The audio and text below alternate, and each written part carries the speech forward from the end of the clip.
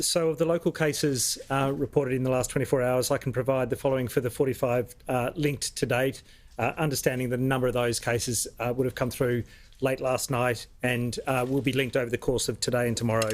But 17 are linked to the MyCentre childcare. A number of those are day 13 tests.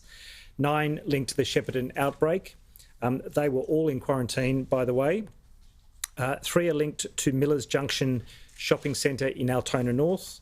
1 linked to the Learning Sanctuary in Spotswood.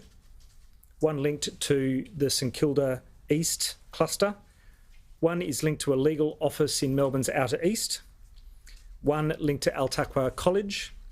1 linked to the retail warehouses in Fisherman's Bend. And 11 cases that are linked to existing cases, but that have an unknown acquisition. 36 of all local cases have been in isolation for the duration of their infectious period. And again, as we work through some of the remaining cases, there'll be a larger number that I think will be determined to have been in isolation for that entire infectious period.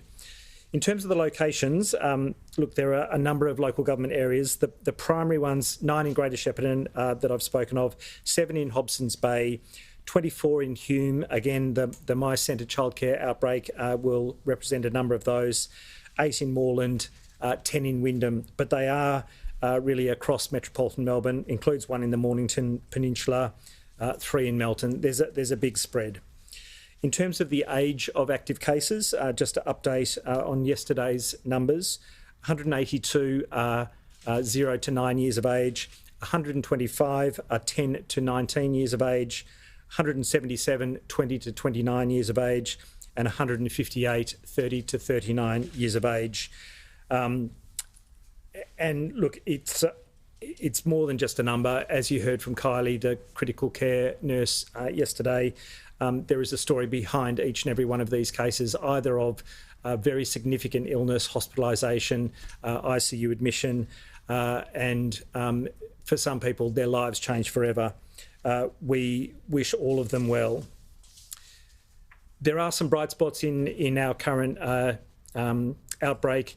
As I said yesterday, it's a very challenging situation, but the early outbreaks are maturing and we really do have the public health response around them. Glenroy West School, the MyCentre outbreak in Broadmeadows and St Kilda, really down to those last cases all in quarantine now. The comparatively large number of cases in quarantine today is really a good sign, and there will be more, I'm sure, identified in that category.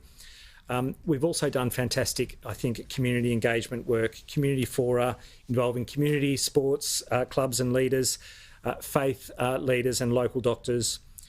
We've deployed many bicultural workers and a rapid response engagement team, especially in the western and northern suburbs, supporting the call for testing, but again, compliance, vaccination and quarantine. We've also stood up bespoke testing sites as required. The Newport Community Hub was stood up, one in the Islamic Museum of Australia, the MyCentre childcare outbreak, just to respond to the location of cases. And they offer culturally appropriate and all-age testing, including, for the youngest of kids. So I'm really proud of the work across the team, from that community engagement and testing to the ongoing encouragement for vaccination and the support to those who are struggling with isolation and quarantine. We have had an exposure inside a residential aged care facility in Echuca, but we moved quickly to contain that, and day 9 testing of all of those residents and staff has come back negative. So no transmission in that aged care facility. That is good news. We've also had multiple cases in public residential towers, often pinged on wastewater detection, but those individuals by and large have moved to formal quarantine to finish their quarantine period. There's been testing on the same floor. There's been engagement with everyone who's considered a tier 1 contact, and really no significant further transmission in those public residential towers at all. That has been a fantastic response. But to the challenging areas, we have seen continued transmission. We continue to see mystery cases on a daily basis, especially in the western and northern suburbs. I know everyone in Hobson's Bay and Wyndham and surrounds are aware that COVID is present in their neighbourhoods, and the vast majority of people understand what they need to do to protect themselves and their families. But wherever you live in Victoria, and maybe particularly in these areas, and Brimbank and Hume, the consequence of letting your guard down, even for a short period of time, is really significant. It could mean the difference between you containing it to yourself and nobody else, or introducing it to those you love, your extended family, your friends. Taking it to a parent who lives in another household could be an absolute tragedy. Taking it to your friends, and people sometimes think, oh, my friends are young or my friends are vaccinated, it won't be an issue for them. But if they are infected and they transmit sometimes before they have symptoms to their households that contain vulnerable individuals, sometimes not yet vaccinated individuals, then those tragedies can play out. And the extent to which we can keep our guard up all of the time is the extent to which we can end these restrictions at the earliest possible time.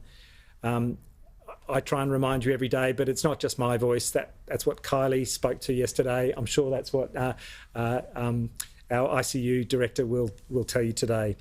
Dr.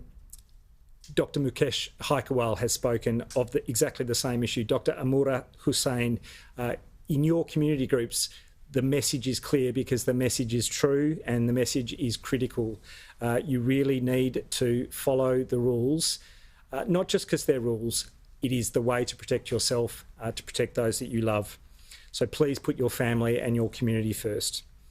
COVID seeks out all of those gaps, the unvaccinated individuals, the individuals who are not doing the right thing, the individuals who get in touch with others unnecessarily, and provides an opportunity for transmission.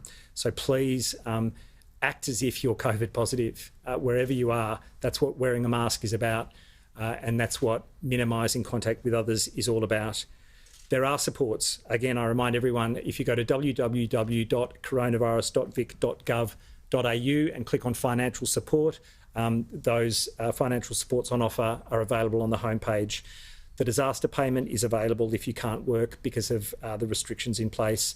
The test isolation payment, if you're missing work, of $450 is available, and the $1,500 isolation payment if you have to quarantine for 14 days.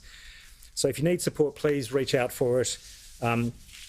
As I said yesterday, if you have symptoms of any kind, and we've talked about cough and sore throat and runny nose, but headache can be prominent, aches and pains can be prominent. Sometimes it's diarrhoea and abdominal pain.